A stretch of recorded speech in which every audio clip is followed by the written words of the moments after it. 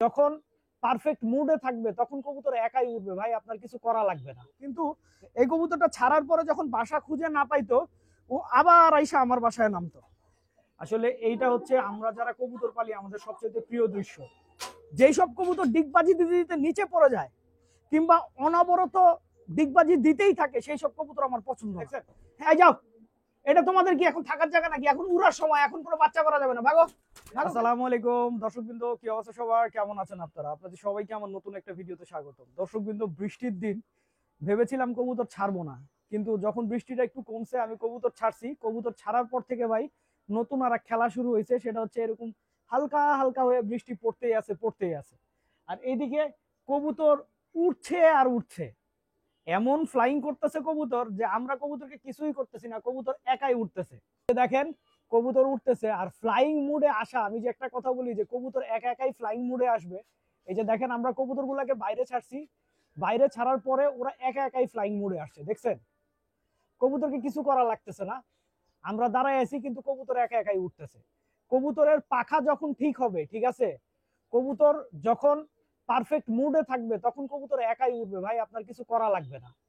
তো এই জিনিসটাই আমি আসলে সবসময় বলি আপনাদেরকে যে কবুতরের পাখা ঠিক হইতে হবে। কিন্তু আপনারা অনেকে ব্যাপারটার দিকে আসলে খেয়াল করেন, অনেকে খেয়াল করেন না, অনেকে ব্যাপারটা বোঝার চেষ্টা করেন, অনেকে বোঝার চেষ্টা করেন না। আমার কবুতরগুলো কিন্তু মুভমেন্টও করতেছে, খেয়াল করছেন? ডানে যাইতেছে, বামে যাইতেছে, সারাক্ষণ কিন্তু আমার বাসার উপরে থাকতেছে না।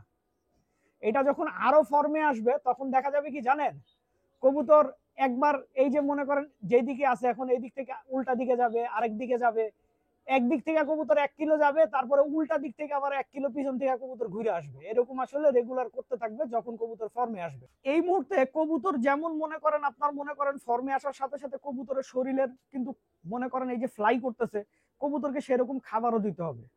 আর এর মধ্যে যেহেতু বৃষ্টি হইতেছে, আমি আজকে যেটা চিন্তা করছি সেটা হচ্ছে কবুতর গুলাকে PB71টা একটু দিব।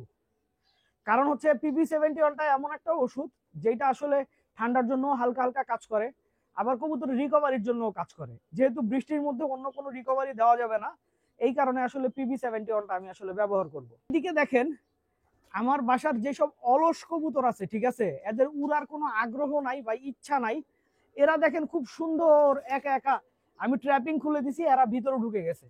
আর এইসব কবুতরের উড়ার ইচ্ছা নাই, কারণ এইসব কবুতরের পাখা ঠিক নাই। শুধু যে এই কবুতরগুলাই ভিতরে ঢুকছে তা না, আমি আরো দেখাইতেছি। এই যে দেখেন এদেরও পাখা সেট হয় নাই, দেখছেন? এই কারণে এরাও কিন্তু আপনার সবগুলা ভিতরে ঢুকে গেছে।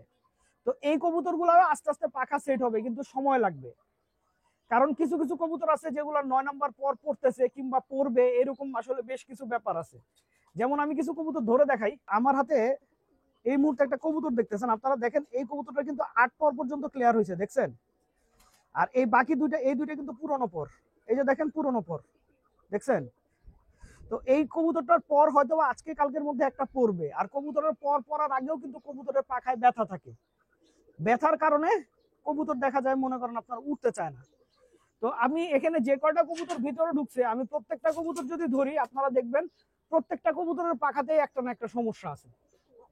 পাখায় সমস্যা না হলে কবুতর কখনোই মনে করেন আপনার ফ্লাইং এর ব্যাপারে এরকম যে একটা মিষ্টি ওয়েদার, এই ওয়েদারটা এনজয় করবে না, এরা এটা ওদের হতেই পারে না। আসলে ওরা অবশ্যই ওয়েদারটা এনজয় করবে এবং মনে করেন আপনার উড়ার চেষ্টা করবে। একটা কথা, এই আবহাওয়ায় যেহেতু হুটহাট বৃষ্টি হইতেছে, আপনাদেরকে অবশ্যই আপনাদের ট্রেগুলো পরিষ্কার রাখতে হবে। কারণ ট্রেগুলো পরিষ্কার না রাখলে অবশ্যই দেখা যাবে গ্যাস হবে, এবং এই গ্যাস থেকে কবুতরের বিভিন্ন ধরনের সমস্যা আসলে হইতে পারে।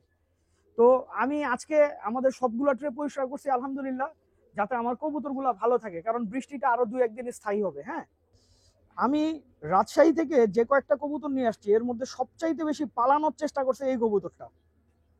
আপনারা আমার হাতে যে কবুতরটা দেখতেছেন, এই কবুতরটা সবচাইতে বেশি পালানোর চেষ্টা করছে।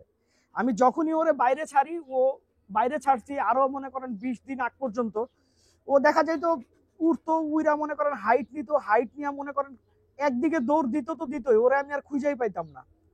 এমন একটা অবস্থা যে আমি যেভাবে হোক বাড়িতে ফেরত যাব। কিন্তু এই কবুতরটা ছাড়ার পরে যখন বাসা খুঁজে না পাইতো, ও আবার আইসা আমার বাসায় নামতো। এখন আর ও আসলে ট্রাই করে না ওর বাসায় ফেরত যাওয়ার, কারণ ও বুঝতে পারছে যে আমার বাসায় এইখানে আশেপাশে না, আমার বাসা অনেক দূরে, আমি বাসায় ফেরত যেতে পারবো না, তাই আমার নতুন বাসাতে আসলে থাকতে হবে। কবুতরটার চোখটা আপনারা খেয়াল করে দেখেন, চোখটা কিন্তু কবুতরটার অসাধারণ, দেখছেন? আমি এই রাজশাহীর আসলে এই ধরনের চোখের কবুতর পছন্দ করি।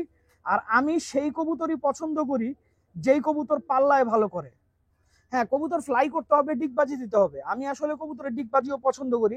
এটা আপনারা অনেকে জানেন, অনেকে জানেন না। বাজিন্দার কবুতরের প্রতি আমার অন্যরকম ভালোবাসা আছে।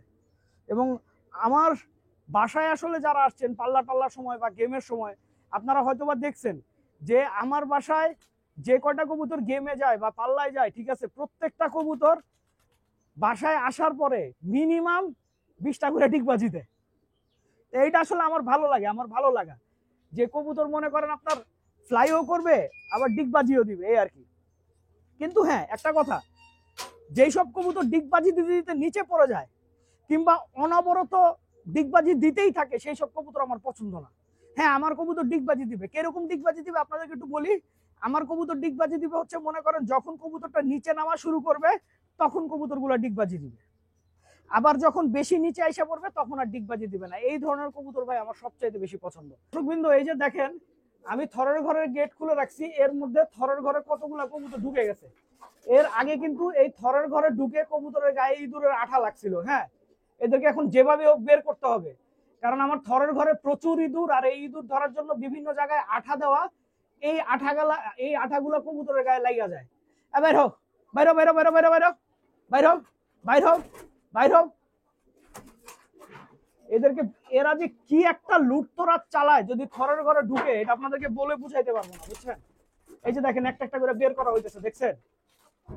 তার মানে এদের ধারণা হচ্ছে থরের ঘরে ঢুকলেই তো বাচ্চা করতে পারবো, এই কারণে এরা থরের ঘরে ঢুকার জন্য এত কিছু করে। এই যে দেখেন আরো 2টা বের হয়েছে, দেখছেন। এই যাও, এটা তোমাদের কি এখন থাকার জায়গা নাকি? এখন উড়ার সময়, এখন কোনো বাচ্চা করা যাবে না, ভাগো। আসলে এইটা হচ্ছে আমরা যারা কবুতর পালি আমাদের সবচেয়ে প্রিয় দৃশ্য। কারণ আমাদের বাসায় যখন একটা কবুতরের বাচ্চা হয় এবং সেই বাচ্চাটা যখন আস্তে আস্তে বড় হয় এবং ওর বাবা মা যখন বাচ্চাটাকে খাওয়ায়, এইটা আসলে আমাদের কাছে অন্যরকম একটা আনন্দের বিষয় আসলে। হ্যাঁ, যাই হোক, আমরা আসলে এখানে ক্যামেরা নেওয়ার পরে ও আস্তে করে সরে গেছে, ঠিক আছে। ও আর ওর বাচ্চাকে খাওয়াইতেছে না, আর আমি আসলে ওকে বিরক্তও করতে চাইতেছি না। তাই আমি আসলে এখান থেকে সরে যাবো, আপনাদেরকে অন্যান্য যে পেয়ার গুলা দিচ্ছি সেগুলো দেখাই চলে। আর এইখানে দেখেন আমাদের একটা সিলভার কবুতরের সাথে জোড়া দিছি হচ্ছে একটা খাকি মাদি, দেখছেন। সিলভার কবুতরের সাথে খাকি মাদি কবুতর জোড়া দেওয়ার পিছনে আসলে বেশ কিছু রিজন আছে। এই সিলভার কবুতরটার বাচ্চা আসলে খাকি বের হয়, হ্যাঁ।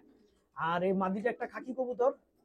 তো যদি মনে করেন সিলভারের একটা ভাব মনে করেন এই খাকিটার মধ্যে আসে, পাখাটা কালো হয় বা সবুজ গলা হয়, সেটাই আসলে আমার চাওয়া। আর কবুতরটার আমি আসলে কালার দেখে জোড়া দিই না, আমি দুইটা জাত দেখে জোড়া দিছি। এখানে আপনার নটটা হইতেছে আপনার এক ধরনের জাতের, মাদিটা হইতেছে আরেক ধরনের জাতের। দর্শকবৃন্দ, ভিডিওটা আমি এখানেই শেষ করছি। আপনারা সবাই ভালো থাকবেন, 5 ওয়াক্ত নামাজ পড়বেন। আসসালামু আলাইকুম।